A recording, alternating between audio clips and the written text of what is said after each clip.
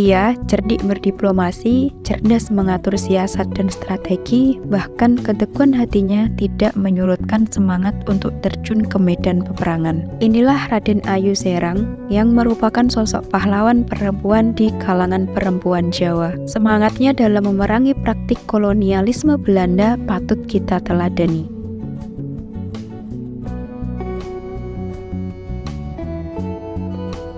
Nama kecilnya adalah Raden Ayu Kustiyah Wulandingsih. Ia lahir pada tahun 1762 di Serang, sebuah desa kecil di sebelah utara Solo. Ayahnya bernama Panembahan Senopati Notoprojo, teman seperjuangan Hamengkubuwono yang pertama. Dalam perjuangan ini, ayahnya mendapat tugas memimpin pasukan yang bermarkas di Serang. Sejak saat itulah ayahnya tinggal dan menjadi penguasa Serang. Sejak kecil ia mendapatkan sebagian besar pendidikannya dari kedua orang tua. Ilmu-ilmu agama dan ilmu pengetahuan umum ia pahami dengan cepat. Ia sering menyaksikan pelatihan perang para prajurit yang dipimpin oleh ayahnya. Rupanya, hal inilah yang menjadikannya tertarik untuk mendalami ilmu peperangan.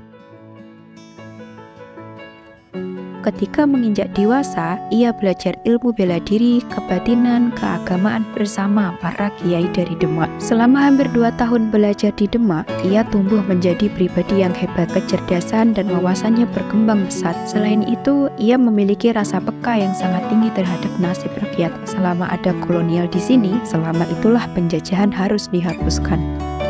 Semangat juangnya yang tinggi mendorong sang ayah untuk mengirimnya ke keraton. Selama di sana, ia bergabung dengan korps para nyai. Ia mengamati segala adat istiadat yang mewarnai kehidupan keraton. Bagaimana seorang perempuan harus bersikap dan bertindak, dapat ia rasakan betapa terbatasnya ruang gerak mereka, di mana kebebasan mereka terikat dengan aturan adat. Selama tinggal di keraton, ilmu pengetahuannya semakin berkembang. Di samping keahliannya dalam berperang, ia memiliki pemikiran dan pandangan yang cukup tajam. Ia sering berdiskusi dan bertukar pikiran dengan Raden Mas Sundoro atau yang kelak bergelar Sultan Hamengkubuwono II. Karena kedekatannya dengan Raden Mas Sundoro, pada akhirnya Raden Mas Sundoro tertarik untuk meminangnya. Pinangan tersebut diterima dengan berat hati. Ia mengajukan syarat yang mana jika kelak menikah, ia meminta tidak tinggal bersama satu atap, sebab ia ingin melanjutkan perjuangan membela nasib rakyat. Raden Mas Sundoro pun menyetujui dan menikahlah mereka. Setelah menikah, ia bergelar Bendoro Raden Ayu Kustiyah Wulandingsih Retno Edi. Namun pernikahan mereka tidak bertahan lama. Raden Mas Sundoro menyadari bahwa mereka belum bisa menjadi suami dan istri sebagaimana mestinya. Bukan karena sifatnya yang tidak sesuai, melainkan jika ia menjadi istrinya, maka akan membatasi cita-cita luhurnya untuk membela rakyat dan melawan penjajah. Sangat disayangkan sekali jika hal itu terjadi. Akhirnya, Raden Mas Sundoro memaklumi dan mengizinkannya untuk kembali ke Serang. Sekembalinya ke Serang, ia melanjutkan perjuangan sang ayah.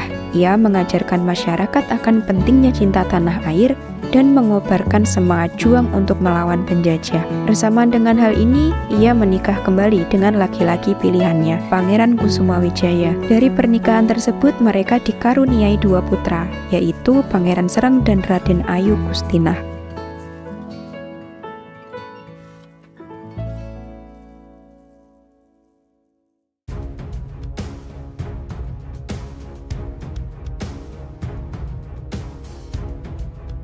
Ketika perang Diponegoro akan dimulai, Pangeran Diponegoro mengirim surat kepada Raden Ayu Serang untuk meminta doa restu dan bantuan. Sesaat setelah membaca surat tersebut, ia memerintahkan kepada para prajurit untuk turut membantu peperangan. Ia memimpin perang bersama putranya, Raden Mas Serang, dan juga cucunya Raden Mas Papa. Pada peperangan ini, medan pertempuran yang harus dilaluinya meliputi Serang, Gamringan, Purwodadi, Grobogan, Jakenan, Juwana, Pati, Kudus, Demak, Semarang, Ungaran, Bawen, Salatiga, Ampel, Boyolali, Klaten, dan berakhir di Prambanan. Peta lokasi tersebut berbentuk melingkar sehingga mudah mengecoh musuh saat penyerangan. Pertama-tama ia melakukan penyerangan ke Gamringan, Purwodadi, Gerobokan, Jakenan, dan terus melingkar sampai Juwana. Di sini ia dan pasukannya berhasil menghancurkan benteng VOC dan merampas senjata serta amunisi, sehingga pasukannya menjadi kuat dan semangat dengan persenjataan yang memadai. Serangan selanjutnya menuju ke arah Demak, namun pemerintah Demak justru melaporkan kehadirannya kepada Residen Semarang, Kolonel De Bruyn. Maka terjadilah perang sengit dengan pasukan Belanda yang menyebabkan kekalahan di pihak serang. Meski demikian, kekalahan ini tidak menyebabkan lunturnya semangat juang. Ia dan pasukannya justru mendapat bantuan dari rakyat setempat. Bahkan ia juga melanjutkan penyerangan sampai Semarang. Mendengar pasukan Raden Ayu Serang sudah sampai Semarang, Pangeran Diponegoro meminta kepada Raden Ayu Serang untuk membagi pasukan menjadi dua. Satu pasukan untuk tetap di Semarang dan satu pasukan untuk menuju Prambanan. Ia dan cucunya mengambil alih pasukan kedua dan segera menuju Prambanan. Setibanya di Prambanan, kondisi Raden Ayu Serang mulai melemah. Ia tidak lagi terjun ke medan peperangan, ia memantau jalannya peperangan dari kejauhan. Meski demikian, ia tetap memberikan masukan dan saran strategi demi memenangkan peperangan. Salah satu strategi perangnya terkenal dengan istilah kamuflase daun keladi. Strategi ini digunakan untuk mengelabui musuh, di mana para prajurit akan bersembunyi di balik daun keladi. Rerumpunan daun keladi akan terlihat seperti perkebunan, sehingga prajurit yang bersembunyi di baliknya tidak diketahui oleh musuh. Saat sudah mendekati sasaran, musuh akan diserang secara tiba-tiba. Saat inilah kesempatan dan para prajurit untuk mengalahkan musuh.